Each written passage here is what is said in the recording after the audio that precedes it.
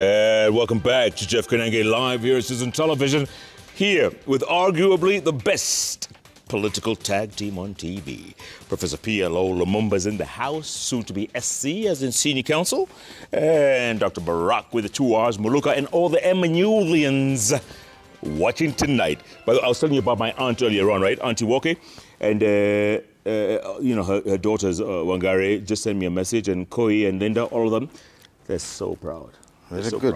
Tell them we're also very proud of them. The Emmanuelians are very proud of them. I must come to Emmanuelia one of these days. I must show up. What's the nearest town to Emmanuelia? Emmanuelia itself is a town. No.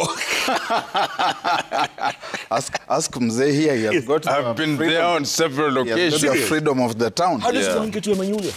You can fly. All right, Prof. Back to business. Safaricom, how does a government sell 15% of its stake in the largest shareholder and taxpayer in East and Central Africa? You know, how does that happen? You know, Jeff, things can't be sold. But how do you sell them? This is the issue.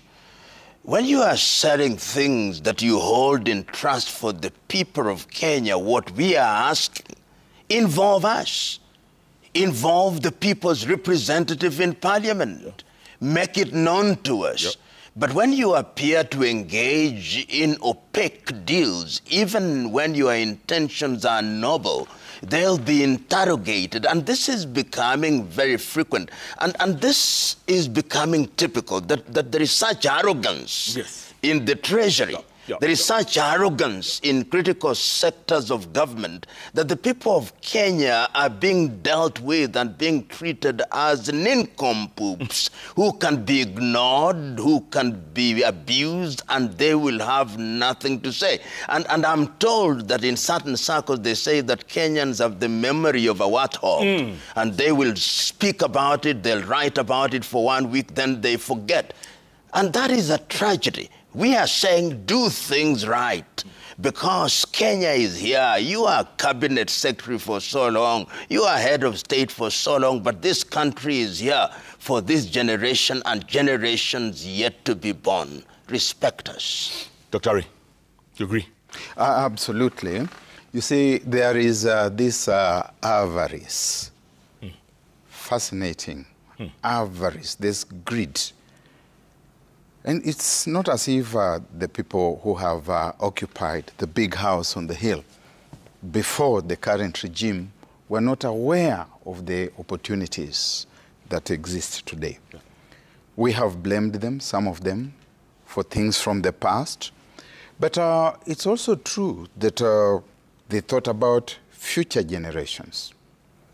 You can see President Trump of the United States of America, the things that he is doing for his country, whether he does them for the oligarchy, whether he does them for the greater public interest, he thinks about his country, he thinks about the future. He's moved from America first to America only, thinking about the country. The people who are in power hold and exercise that power in trust. Unfortunately, we have gotten into space where it is about acquisition. Raw, primitive, unbridled acquisition by individuals. And individuals who therefore grant latitude to coteries of other individuals around them to also share in the acquisitiveness. And so the people are forgotten.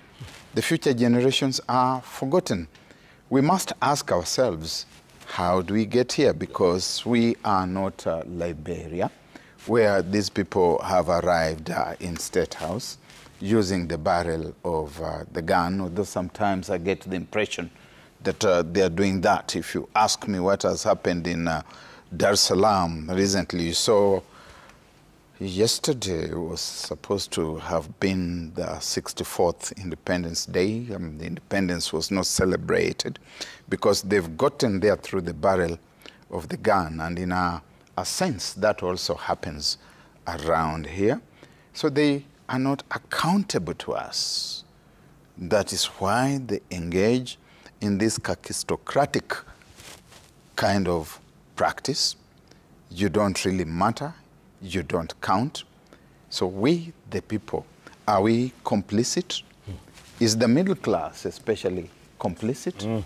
Are we good at ventilating and doing nothing about it? Where are the Gen Zs in all this? Where are the Gen Zs? The Gen Zs are in the space that is called the hiatus, in the middle of a storm.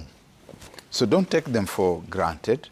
I sat here on this bench with you. Yeah, and some Gen Zs. Yes. Very bright. Last year. Yeah, correct. And I told you that the country was sitting on a time bomb, that it was taking those Gen Zs for granted, and that they were going to see something that they had never seen before. And you saw it 2 weeks later. So the Gen Zs are in a lull, and it's a lull in the middle of a storm. Somebody might be feeling complacent. Somebody might be imagining that, as Samia Suluhu would say, wamethibitiwa. No. In the past, and PLO here was a student leader at the University of Nairobi. He was at the forefront. Some of us were a little more in the background. He did not have that kind of daredevil courage. And he will tell you that we would go out, pour into the streets and protest. Then we would go back to campus, to sit down, write exams. In the fullness of time, you come out and join the comprador bourgeoisie, and you forget about your protests. Now we are dealing with generations that are already in the streets. There's no campus to go back to, no central catering unit to go back to, and provided that nothing is done to address these things which we have spoken about ad nauseum. Man, we are touching the powder keg. Prof, before you answer, and I know you have an answer, why aren't Gen Zs registering to vote or getting IDs? What's going on, man? You know, Jeff, and I hope the young Kenyans, and there are many of them, the Gen Zs and the millennials, that they will take the vote. But there is something that is happening. It is happening in Kenya, it's happening in Africa. The feeling that the ballot is rigged. And useless there. And that therefore the ballot is not the avenue. This is the feeling. They say, but why should we? And if you doubt me, look at what happened in the recent by-elections in Malava, was it? In Mbere, was it? In Kasipu.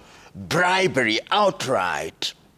Cars being burned. Politicians. People die. And nobody has been arrested. Nobody of consequence. The IEBC, which has been neutered, the head of the IEBC comes and gives a very weak statement.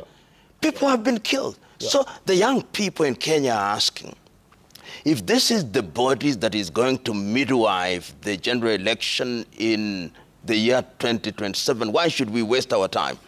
But I'm saying they should not do that. They should come out in the millions. They should come out in the millions, and I am sure, as the saying goes, democracy is protected by the vigilance of the population. And I believe that Kenyans are going to express themselves, and they can only express themselves in a civil way via the ballot. Those who think that the ballot can be manipulated, those who think they are larger than life, almost as large as death, history is consistent in telling us. I rather doubt. I rather doubt. Do you think Gen Zs will register? They probably will register. But allow me to be a little pessimistic.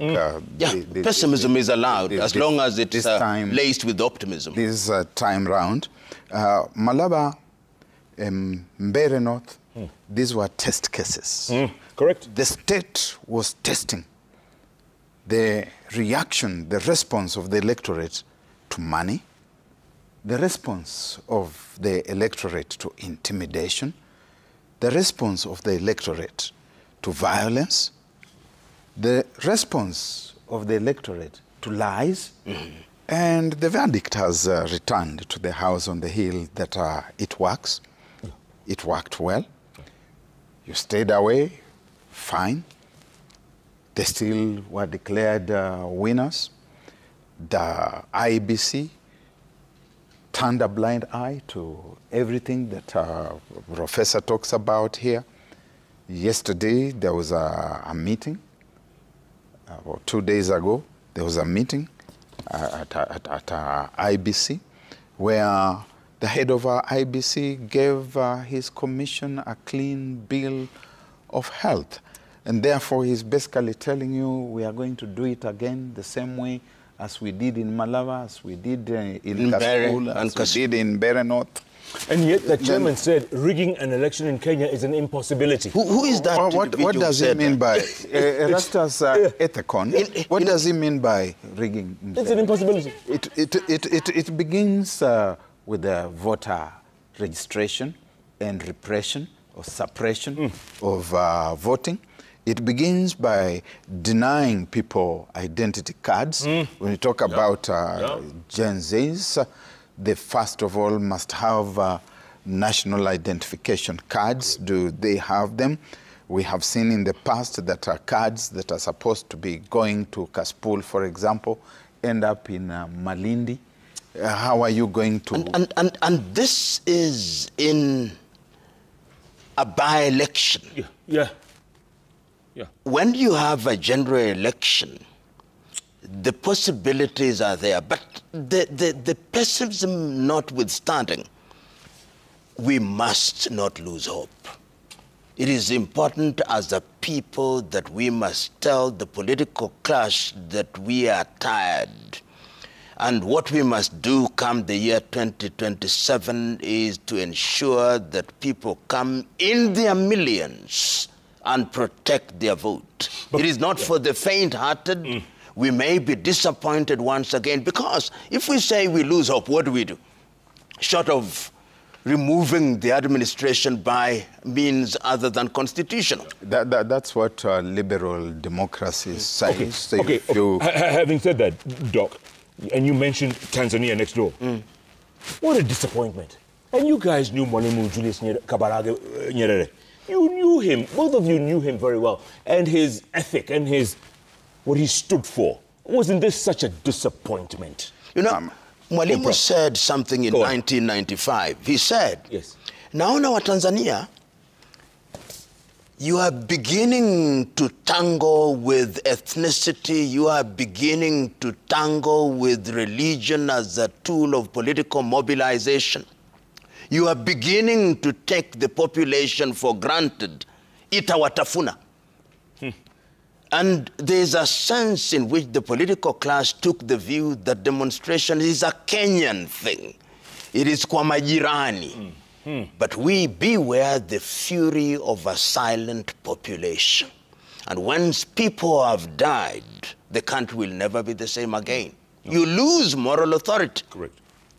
You saw last week, we ought to have had a meeting of the East African community here in Nairobi. It was postponed. And I suspect that the president of Tanzania did not know how the Kenyans were going to react in the streets. What is the joy of holding office when you cannot enjoy serving people, when you cannot travel, when you have the mark of Cain on your forehead? I believe and pray that there is a time for reflection. I hope that the message is being sent very clearly to the Kenyan political class in the year 2027, and that message is also being sent to the Ugandan political class. Easier said than done. Because if we are not very careful, it is very easy to lose a nation. Very easy to lose a nation. Prof, if you doubt me, ask the Sudanese. Oh, God. Sudan. Ask the Sudanese. What a mess. What a mess. And they used to laugh at the Southerners. Absolutely. At the South Sudanese. Imagine what a mess. It is very easy to find yourselves as a refugee. Very easy. And this is what we must remind the political class, even those who think that they are immune, that they can leave this country with no more than a suitcase. Well, the goons do come into the equation at this point. I'm coming to goons right now. Doc, real quick. Kenya National Commission on Human Rights, KNCHR, right? And also IMLO have documented that what? Yes. More than so the report, 150 people killed. So the report today. You saw it, huh? Yes. More than 150 people killed. It means nothing. Yeah? It means nothing.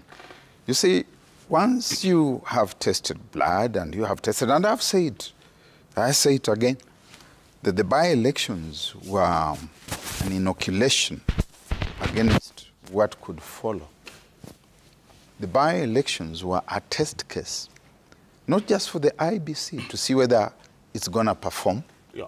It's a test case by the state to see whether its extra-legal methods can deliver. And we have seen them coming out and bragging and saying, you see, we have carried the day, we are very popular, and we're going to beat the opposition again using the same methods. So it doesn't matter that people have died, that the Kenya National Human Rights Commission comes with a report. And remember, the Kenya National Human Rights Commission is a state agency. Thanks to it that it's able to come out and give us a truthful report. But it doesn't matter to the power barons, people who are for the time being in power, that they are saying so many people died. They will do it again and again. So we must remind them at this juncture that there are people who have experimented with goonhood, working with goons, people who have worked with goons in Haiti. Where we are sending our... more of, that is how Haiti was lost. Correct. We sent there. Correct. Yeah. And then we still have troops there, or, police officers. Absolutely. And they should know that this gangsterism is what during it was it Jean-Claude Duvalier, yes. Papa Doc, and Baby Doc. Correct. Doc. And it is documented... And Baby Doc. It is documented that in Kenya, in the run-up to the elections in 2027, politicians are already putting together goons. And that it is not going to be a competition of ideas or agenda or manifestos. No. It is going to be a competition of who has more money and who can unleash violence. In other words, what we call democracy is being sacrificed at the altar of what permit me to call goonism. I love it. Goonism. Gentlemen, let's take a break, come back and talk about the by-elections, recent by-elections, and also, what else was I want to talk about?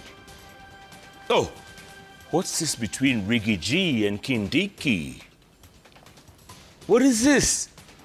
Between Soprano and Goliath. Goliath. Or is it Wamunyoro? No, he's been baptized. He's Born who? again. He's who? Goliath. Goliath. He's Goliath. Goliath. Guy. In your second coming, you'll see. While you're away, Baba, while you're away, Goliath was born. I love it. Now, Mudende Nani. We don't know. I think he's an individual from Bere. That 700 million shillings, eh? 700 million spent in Bere. Yes. A constituency with 21,000 people. Absolutely. Do that, man. I told you it's a test case. How the electorate... And the IEBC says that this is a good election. Please. In Malava, See, it was more than 1 billion. So good to be back. Can't make this stuff up. Keep tweeting at Koinange Jeff at Citizen TV. Can you hashtag? Check it live. So guys, takes a break. We'll be back with more reactions and yes, your tweets, X's, Instagram, everything coming up in a moment. By the way, what is kakistocracy? It's a government by the worst.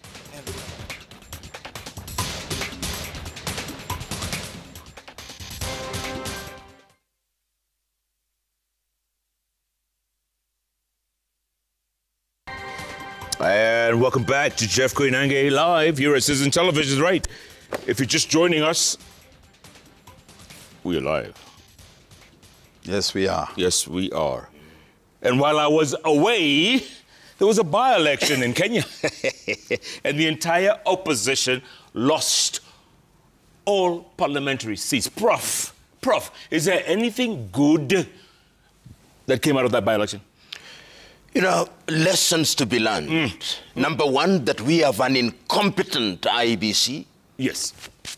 One that is blind to bribery, which was obvious. Candidates were giving mattresses under their very watch. People died under their very watch. Individuals who don't satisfy the test prescribed under Chapter 6 of the Constitution were allowed to contest. Yeah.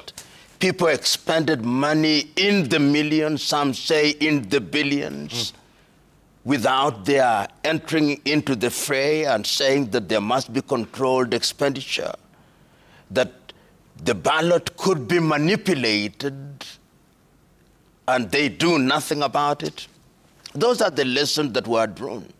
It also taught us that the basis of political mobilization in Kenya is ethnicity and goonism, which is a word we have created this evening.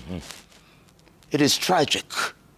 And it also told us that the thing called opposition does not exist, because opposition is meant to be a group of responsible individuals who are properly organized to provide alternative governance systems. Yeah. What we call opposition is just a motley assembly of individuals who, like their opposite number, are simply seeking office for office sake. It was a tragedy. No doubt. Dr. Harry? I think the opposition attempted to come together. Come on. Come on. Are you kidding me? Oh, wait, Buena, you ask a question, you wait for the answer. Okay, carry on. The opposition attempted to come together. Yes. But I think the juggernaut was extremely massive. And I've told you, I'll say it again, that it was a test case. You look at Malava, for example, there was a political tourist who came and camped in Malava. You know, Malava is next to my home. In Emmanuelia.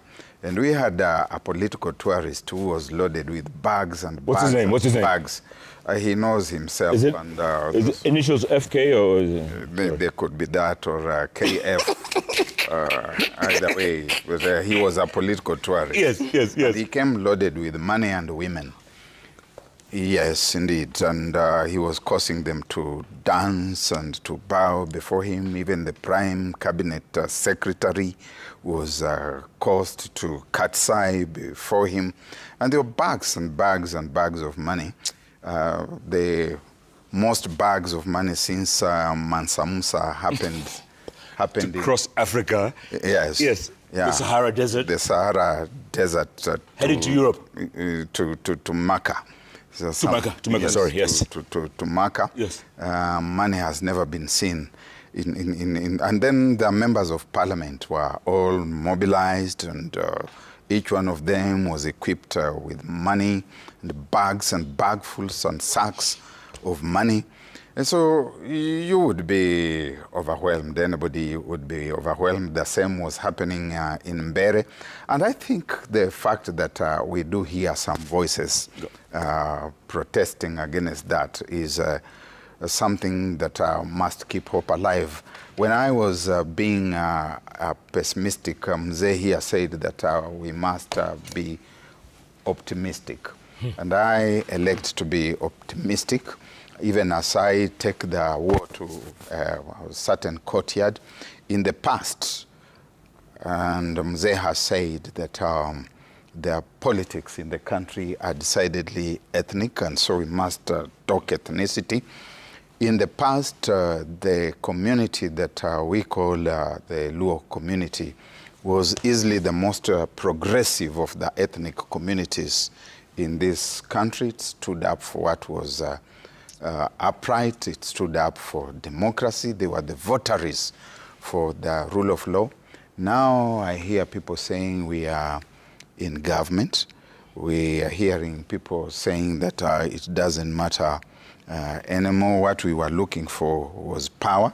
I didn't know that that was what Jaramogi Oginga Odinga was looking for.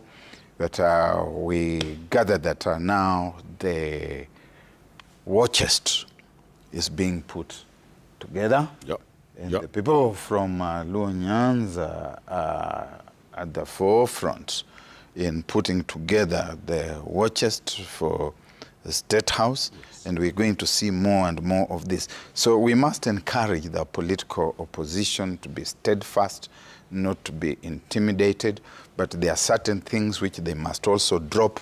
For example, having the gentleman who has been called Goliathi going to church on Sunday and saying that his community is going to overrun Nairobi. He's saying, I'm going to take 16 of the 17 constituencies. I'm going to take the governor, the Senate, I'm going to take the woman county rep, and at least 16. When you say at least 16 of 17, what are you leaving? So the country needs an opposition that is responsive to the felt needs across the country without saying that you are merchandising for a specific community. Because that is a fundamental. Dr. Ari, this is something you have been talking about for the longest time, and you called it balkanization. You know, Jeff, it pains me that in this day and age, our politics is still looked at from the prism of the tribe and the clan. I remember in the year 2000, running to 2005, when we were going through the constitution review process, one of the reasons why it was agreed that political parties would be funded from the national coffers was that we would build political parties that would be ideologically anchored so that they are able to sell to Kenyans, this is our agenda on health, this is our agenda on education, this is our agenda on all these things.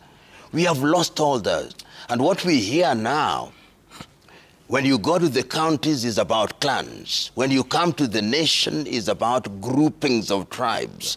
And that, to me, is unfortunate. And my view is that we should not surrender to ethnic jingoism.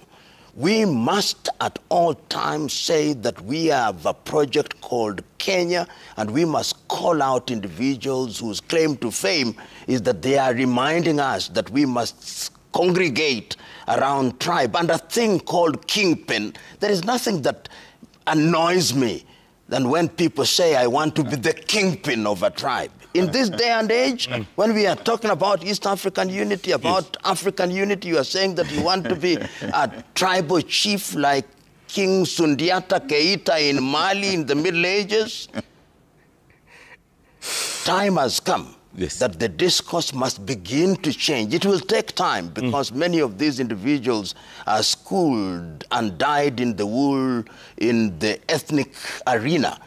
But they will be liberated. And if we don't liberate them, I think the people we call Gen Z, who came and said, we are tribeless, they said. Yes. It is them that we must invest in. These dinosaurs are soon going, and we must escort them. 100%, Prof.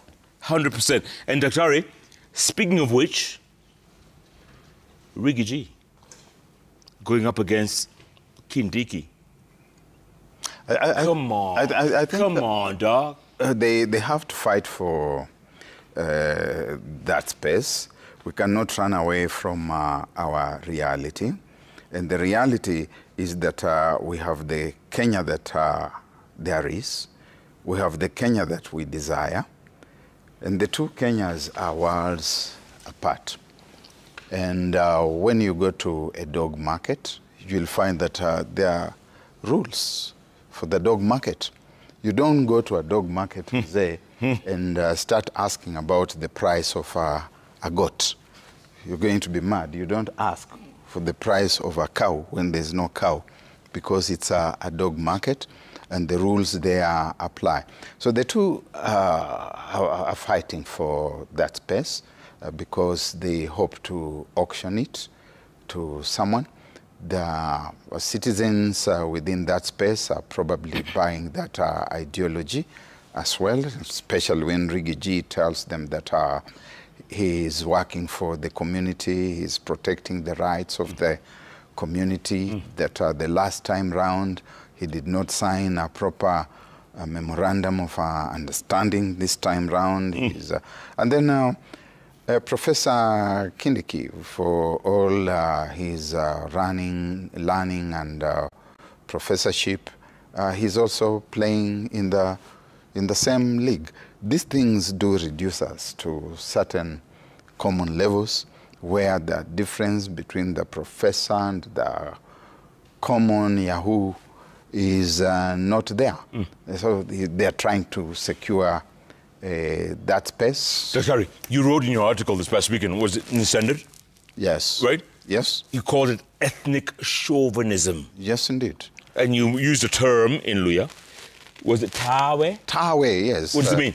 You know, in Luya land, if I may also be a little bit chauvinistic, okay.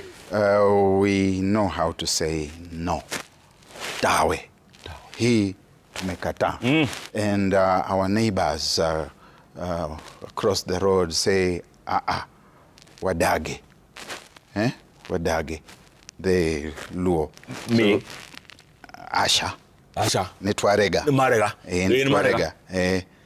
Tutikira. Yes. So the politics that Riggy G is promoting, and he ought to also take some lessons from his space and to understand that there is need for growth and development. Prof, do you agree? You know, I kind of want to refrain from discussing individuals. I know that I will not, because I think the that individuals, no, please, I'll not be forced to discuss individuals. My own view is we must liberate ourselves as a country from discussing individuals. We cannot. But I choose not to. Yes. Run away. Yes, I'll run away. I choose to hold the view that individuals must be castigated when they misbehave. And if individuals want to bring us to the low level of discussing them, the only way to run away from them is to rebuke them and to tell them that this country will discuss issues. The people are talking about water, people are talking about electricity, people are talking about health. Basics. We are not talking about individuals who are wanting me to talk about Kikuyuness and Kambaness and Luoness. No, we must not degenerate to those levels. We are not going to rebuke them without discussing them. No, but you see, when we sit, Jeff, if we sit here in a serious program here, and I'm being asked to discuss an individual, then it is not, it does not, in my view, give the dignity that we deserve. The best that I can do is to tell those individuals the time has come, that we must not mobilize ethnically. The time has come to tell the former deputy president, Mr. Gashagwa, or to tell my good friend Kindiki that we will not allow them to reduce us into this space. But if we want to rationalize it by saying we are in a dog market, therefore we obey the rules of the dog market, let's destroy the dog market, for God's sake, and introduce new rules. Let's destroy the dog market. Yeah. We must discuss the market before we can destroy it. We must destroy the damn thing, and we don't allow ourselves to be dragged into those rules. And history is consistent. When our people choose to rationalize the irrational by saying that because we find ourselves in this space, we have no choice. We have a choice. I can speak for myself. I've refused consistently to be dragged into any politics which is of an ethnic nature. And that has not reduced my ability to engage in the civic space. But, Prof, you're unique in that, you can travel the continent and give talks and do well at that, by the way. You do very well. So the people here cannot touch you because, you know, you're independent. You're above that fray. But even I participated in 2007 on my own terms. Yes, I remember. I did not reduce myself to the level of saying that I must attract. And there was a point that was being made. What I say we must not do as a people is to rationalize things, to speak with both sides of the mouth, saying on the one hand that we are condemning ethnic chauvinism, on the one hand we are rationalizing ethnic chauvinism, on the one hand we cannot. Our message must be razor sharp, razor clear. The dividends of what we are saying now and the position that we hold now may not be seen in our lifetime, but let history say that when they had the opportunity to speak, they were unequivocal. They were indubitable. But if we send false signals, then people wonder. Mzee, we are not going to equivocate. We're going to face this frontally. We are going to rebuke the reprobates. But we must identify them because they stand for something. That something may be pejorative. We must name it by its rightful name before we can condemn it, before we can rebuke it. And we must recognize the arena in which they are performing in its truest character and say this is a dog market. And these fellows are behaving like fellows who are selling dogs and not selling cows or goats. And so this particular individual, having gotten there and having massed his troops, he then brings them to this environment. There's absolutely no way we are going to condemn, to rebuke anybody and the practice before naming it by its correct name. That's what we are saying. But surely, Jeff, if we now come out of this program and it comes out that we were discussing Kindiki and Gachagua, really, is that what we should be discussing? No, we are not discussing Kindiki and Gachagua. We are discussing what they are practicing. Practice cannot be undertaken without drivers. By the way, who are the drivers of these practices? This dog market, where is it? Because I need to write it down. Where's this dog market? It's in Lubao. In Lubao, in Kakamega. Then you don't go to the dog market. No. But I want to come to bullfighting. Bullfighting. You love bullfighting. Absolutely. Yes. And the bulls are also bought in Lubao. But there's a bull corner and there's a dog corner. Yeah. And are those the dogs that are called Fido and Tusker? No. Do they have real names? They are mongrels. That's what I want to see. All right, gentlemen, let's get some feedback. Ayub Abdul Kadir. Unana, you discussion mendaje? Lazo. Lazarus. Okay. What do you have? So let's see what... Monica. Monica, are you there? Yes, she Monica. Is. You know, Abel is watching Arsenal, so they're pulling up. Monica. Here we go. The first one is from Warui. It says, I agree with Professor PLO Lumumba.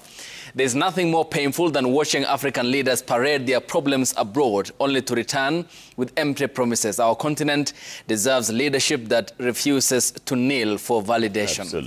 Absolutely. Next is It's Kipleting, who says, my heart is bleeding for Africa, a beautiful continent that brothers and sisters against themselves because some few selfish people are causing wars as to continue with looting. We need to stand up against neocolonialism. Yep. Engineer Lazaro says, Jeff, welcome back, our national pride. The by-elections were just a test case on how the general election would look like. Total violations of the Electoral Code of Conduct with total impunity, goons roaming in a broad daylight. Absolutely. And Kei Gashima says, smoking. Jeff, while you were away, Yes. I kept the bench. Na nime transfer the instruments of power. The fire extinguisher. Good. Went alive with thrilling interviews. Kenya and the world is glad to see you back on the screen. Noah Kipto says, where have you been, Jeff? We have missed you so much. Please do not disappear again. I also have missed these young leaders. Wow. Thanks, Jeff. Ulikuwa wapi? Around the world. Around the world in 80 days. Okay. Jimmy says, Wagaidari, Jeff is back with two great intelligent gentlemen. We missed this, but I'm happy tonight. Witty Kenyans calling it as it is. And Jethro says, wow, I can't believe my eyes. I have been asking where he went. Is he really back? Looking sharp, Kamakawa, although he's lost a bit of weight, okay? But looks like well nonetheless. Hope he's well. Glad to see him back. Welcome back, Jeff. We really missed you, and that's our general, of course, feeling. Your absence was loud, and your colleagues really held down the fort well, so kudos to them for that. Nice. Thank you, Jethro. David King says, welcome back, Jeff. Kenya and Kenyans have missed you, brother. And Fadumo says, mashallah. Mashallah. I mean, it's an appreciation. Happy to see you, Jeff. Welcome back, Jeff. While you are away, Abdi will finish the statement kindly. Alhamdulillah. Alhamdulillah. Yeah. Susan says, I and my daughter are so excited to see you, Jeff, back. Jeff Koinange Live is indeed alive. Welcome back, our treasured anchor. Absolutely. Monica said that on my behalf. Ebu say it. Monica said it. Yeah. You do that in Rorashio, isn't it? Yeah, correct. Yes. Aaron says, Jeff is back also when our brave Kenyan soldiers have returned home safely from Haiti. After a successful mission restoring peace and hope, Kenya has once again proven that it's a true leader in global peacekeeping. Asante sana to our heroes and their families, and welcome back to our screens again, Jeff Koinange. Thank you very much. Thank you. And Bavik says, the goat is back. Welcome back, Jeff. And then you go to a goat market. you get a goat. You get a goat. You don't get a dog. Yeah, gentlemen, final thoughts moving forward. Daktari, you first. Yes. Prof said something very, very profound about the Gen Zs. Gen Zs will be the tipping point. They'll be the decider if they put it here. What do you say, if they don't pick up the bad manners, because we have been the role models, and we have seen that some of the Gen Zs, some of those who are very eloquent and who are virtually swooning us, that they turn the court very quickly with just a bit of inducement. I sometimes... walipewa kitu kidogo. Sometimes I get the impression that probably like those in the biblical times seeking to get to the promised land would have whole generations go away and new generations come in. We have been talking in recent times while you are away that we want to become a first world country. And we are not going to become a first world country even by putting up infrastructure. We are going to become a first world country when we begin changing our psyche, our thinking, the software. Hopefully the Gen Zs would lead. I don't know, but I think sometimes that we are probably going to need to go away as a whole generation, because there's a sense in which the Gen Zs, my generation and older generations, can also be cooped together as a generation.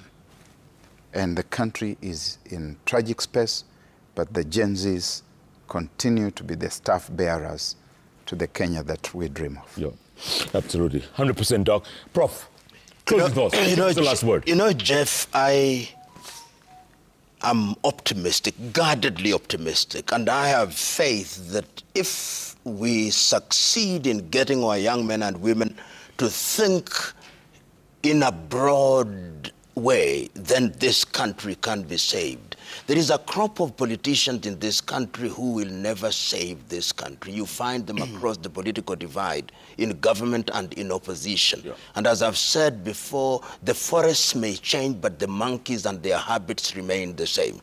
The time is now that we must consistently speak to our young men and women to come out and send the clear message that they sent in the year 2024, that they are tribeless, that they are looking at the country, looking at the future of the country. I was in Nyeri this morning, and I was speaking to 2,000 young men and women drawn from the Nyeri County, and I could feel the pulse as I talked to them, that they are not just thinking about Nyeri, they are thinking about Kenya. That is the message, because they'll soon be visited by young people from Busia and Kakamega. That is what we should talk about. And I hope that the media such as these will give the oxygen of publicity to young men and women with a clear agenda. It can be done, it must be done, because if it is not done, we are done. Ooh. Oh, my goodness. Because if it's not done, We are done. we are done and dusted. Professor P.L.O. Lumumba, good to see you, man. Good to see you, my brother. Dr. Barack with the 2 R's, Muluka. Happy Jamhuri Day to you both. Hopefully. 62 years, you're not happy? No, that's a whole... That's it. It's okay. Gentlemen, thank you so much. And thank you for welcoming me back. I really appreciate it. Thank you, everybody who's watching tonight. Thank you so much for your wonderful messages. I said Maina Kageni earlier on. Yeah. Mutahi Ngunyi is also in the house. Cicely Kariuki from CS. Yeah. Man, these guys... Fred Obachba Choka. The blackest man? Yes, he says Chokanaye. Thank you so We'll much. go for one Rumba ranch in his ranch. Yes. Probably, yes. Fred's ranch, huh? Yeah. Thank you so much, folks. Thank I am back like I never left, and I will be back. Remember, if it's Wednesday, it's all about those 3 letters of the keyboard that follow each other. JKL. And we'll see you tomorrow morning on Hot 96, folks. Yes, those early morning people, I'm back. Right. Hot 96 from 6 a.m. to 10 a.m. Thanks so much for being a part of the show, folks. Good night, good luck. Should we say God bless Kenya? What do we say? Oh, God bless Kenya. God bless Kenya. But we should have said with Roger Whittaker, I'm back. I'm back. I'm back where I belong. I'm back where all you. I didn't. Oh, the music.